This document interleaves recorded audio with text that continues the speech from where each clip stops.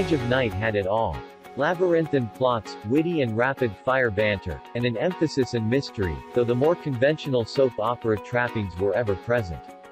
Today marks the 65th anniversary of Edge's debut, and in celebration, Soap Hub invites you to revisit this truly unique gem.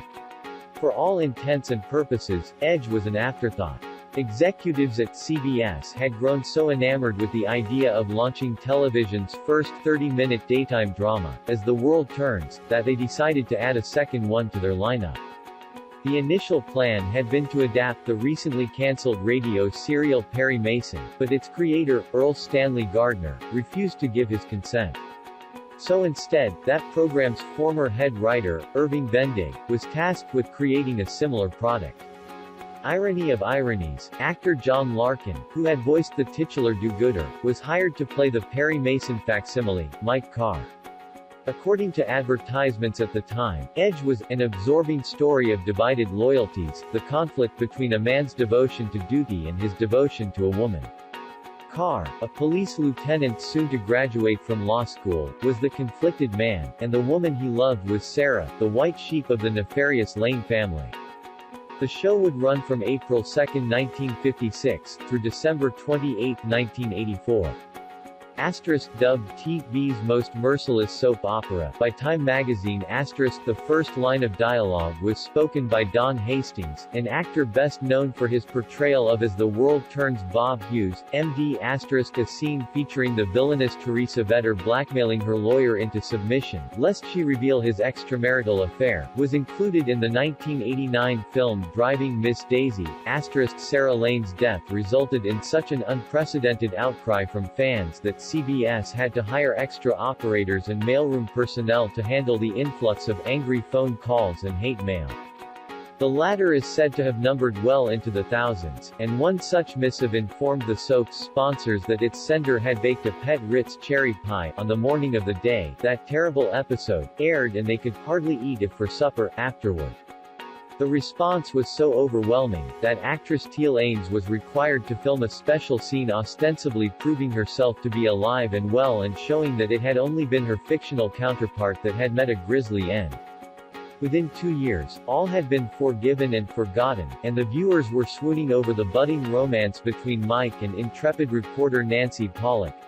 In addition to Mike and Nancy, memorable couplings included Adam and Nicole Drake, Draper and April Kavanaugh, and Skylar Whitney, and Raven Alexander. Humorist P.G. Wodehouse, lyricist and composer Cole Porter, and impressionist Rich Little were among the soap's most well-known devotees. Eleanor Roosevelt and Betty Davis each wrote at least one effusive fan letter, and Joan Crawford reportedly telephoned producer Erwin "Nick" Nicholson to inform him of a plot point she feared the scriptwriters were overlooking. Actress Tallulah Bankhead was perhaps Edge's most ardent and vocal admirer. She frequently wined and dined the show's producers and directors in the hopes that they would let slip some tantalizing storyline teases. According to popular lore, Bankhead once grew so frustrated watching an inept heroine continuously try and fail to rid herself of a persistent stalker that she sent a telegram to a high-ranking executive with her own inelegant solution. Why doesn't she just shoot the bastard? Larry Hagman, Dixie Carter, Marcia Cross, Lori Loughlin, Frances Fisher, and Holland Taylor are the most notable Edge alumni. Hollywood luminaries John Travolta and Julianne Moore each made fleeting appearances on Edge early in their careers. 1 year before the launch of the separate daytime Emmy ceremony, Edge won a Primetime Emmy in the Outstanding Program Achievement in Daytime Drama category. In 1974, it won the Daytime Emmy for Outstanding Writing. Subsequently, it received 2 technical Emmys, for 24 of the 28 years that Edge was produced. The opening title sequence included a photo of the Cincinnati skyline, which served as a stand-in for the serial setting, Monticello. Perhaps this particular city was chosen since the Procter & Gamble company, who produced the soap, was headquartered there. In 1980, the opening credits sequence shunted the Ohio metropolis in favor of photos taken in and around Los Angeles, California. As Edge ended, another mystery began. 2 villains, one supposedly imprisoned for life, the other presumed dead, made their returns known.